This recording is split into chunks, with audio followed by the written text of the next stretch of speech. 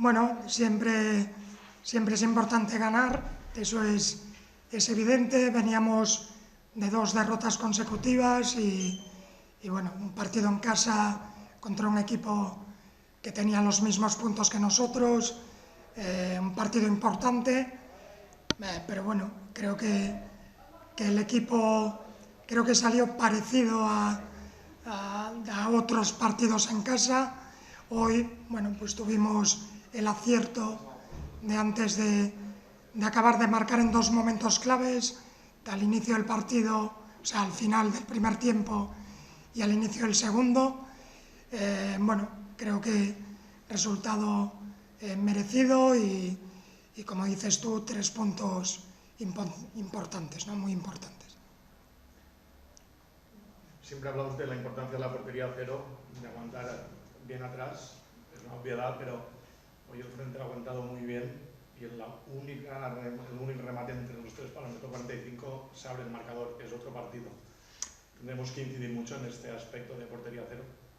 Bueno, sabemos, primero el equipo es importante, hoy nos cogió por delante en el marcador, pero sí es importante que sepas lo que dices tú, es una obviedad que tener portería cero te acerca a ganar, pero también lo es que esto es un juego y puedes encajar, ¿no? Entonces, creo que hasta ahora me preocupaba la reacción del equipo ante esos golpes que el recibirlos, ¿no? Que es una opción, ¿no? Al final, pues bueno, trabajamos para que no suceda, pero puede suceder, ¿no? Hoy íbamos por delante en el marcador, creo que el equipo, pues bueno, supo aguantar, reaccionó bien y bueno, contentos, ¿no? La última pregunta es, el Deportivo Aragón ha dejado muy pocos márgenes en lo que es la primera parte y ha sido el primer córner donde ha marcado. Han sabido mover el esférico también sin encontrar esta profundidad definitiva, pero un equipo, aunque esté en esta zona baja, muy complicado este filial, con calidad y un físico importante.